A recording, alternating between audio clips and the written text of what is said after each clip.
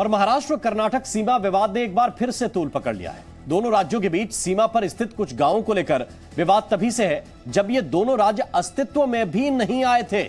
सीमा के दोनों तरफ भाषा से जुड़े इस विवाद से लोगों की भावनाएं जुड़ी हुई। ऐसे में राजनीतिक पार्टियां समय समय पर इसका इस्तेमाल करने से नहीं हिचकती, लेकिन इससे दोनों राज्यों की सीमा पर स्थित 865 गांव के लोगों की परेशानी बढ़ जाती है। इन गांवों से जी न्यूज की यह एक्सक्लूसिव रिपोर्ट देखिए।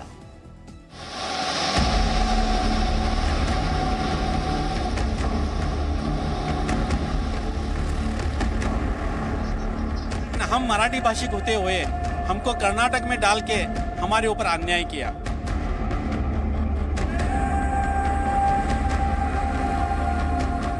$65 साल से हम रास्ते के ऊपर हैं और हम चाहते हैं कि महाराष्ट्र में आना चाहते हैं।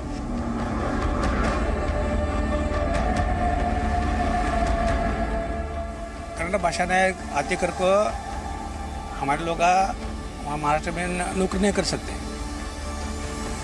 जो अत्याचार और अन्याय उधर कर्नाटक सरकार कर रहे हैं बेलगाम के लोगों को, वो अब सहन नहीं हो रहा है।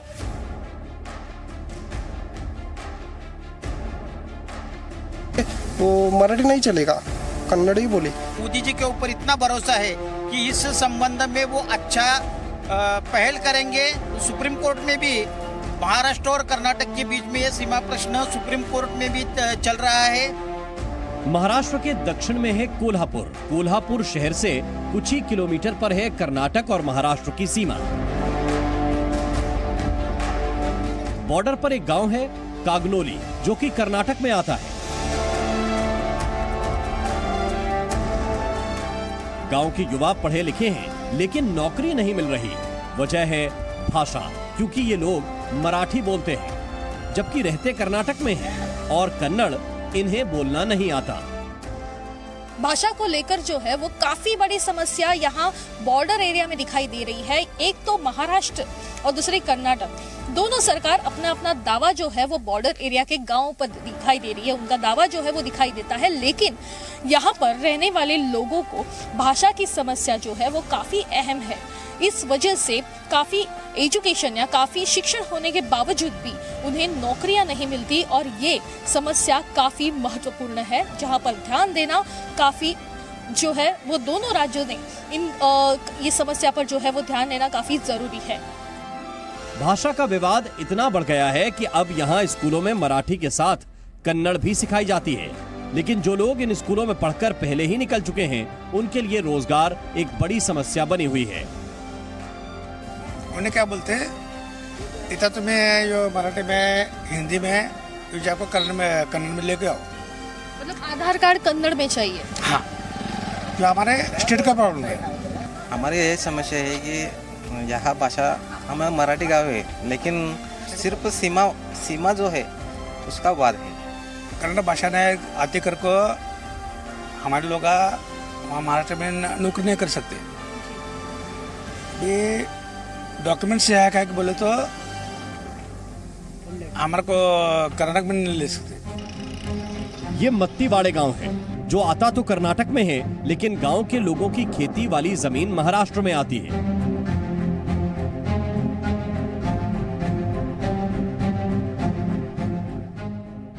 ऐसे में गांव के लोगों को खेती करने के साथ साथ फसल बेचने के लिए परेशानी होती है। मत्तीवाड़े के लोग अब विवादित इलाके को केंद्र शासित प्रदेश घोषित करने की मांग कर रहे हैं।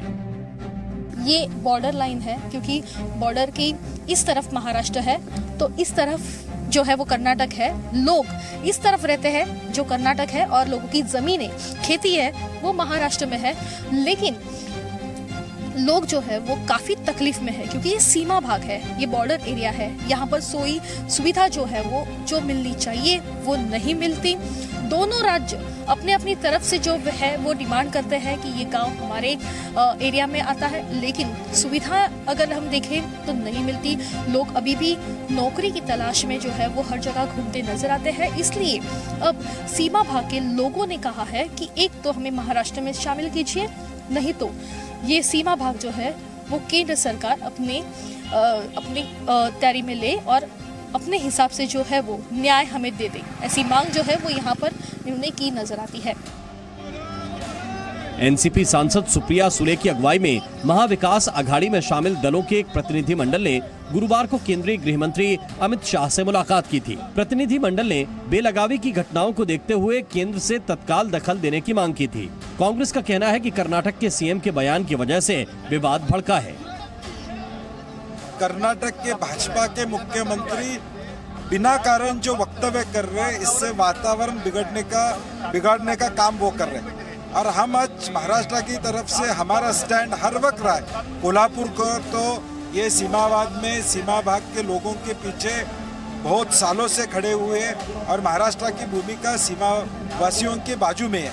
आज हम जो बैठे शाहू महाराज जी के समाधि स्थल पे, इसीलिए कि ये जो कर्नाटक गवर्नमेंट की चाल चल रही उसका निषेध करने के लिए हम शांतता मार्ग से बैठे हुए। हालांकि राज्य के बीजेपी नेताओं का कहना है कि 70 सालों तक केंद्र में राज्य करने वाली पार्टी की वजह से ही ये विवाद बढ़ता चला गया। जिस पार्टी ने 70 सालों से इस देश पे राज्य किया, उन्होंने विकास की राजनीति नहीं की, प्रश्न प्रलंबित रखना, लोगों को तकलीफ देना, और इसी वजह से ये सीमा प्रश्न भी अभी तक नहीं छूटा है। अभी माननीय प्रधानमंत्री नरेंद्र भाई मोदी जी ने कह दिया है कि दोनों मुख्यमंत्रियों को और उनके साथ मीटिंग करके इस सीमा प्रश्न पे ये सीमा प्रश्न किस तरह से सॉल्व करेंगे, इसके बारे में माननीय प्रधानमंत्री जी बोले हैं। और उसके अलावा सुप्रीम कोर्ट में भी महाराष्ट्र और कर्नाटक के बीच में ये सीमा प्रश्न सुप्रीम कोर्ट में भी चल रहा है। सालों से चले आ रहे सीमा विवाद को लेकर काफी समय से आंदोलन चल रहा है। इस संघर्ष में कई लोगों की जानें भी गई हैं, लेकिन अब तक ये मसला हल नहीं हो पाया। जब से भाषा और प्रांत रचना इस देश में हुई, उस साल से ये सवाल पैदा हुआ है, क्योंकि हम मराठी भाषिक होते हुए हमको कर्नाटक के कन्नड़ी भाषिक राज्य में डाल दिया।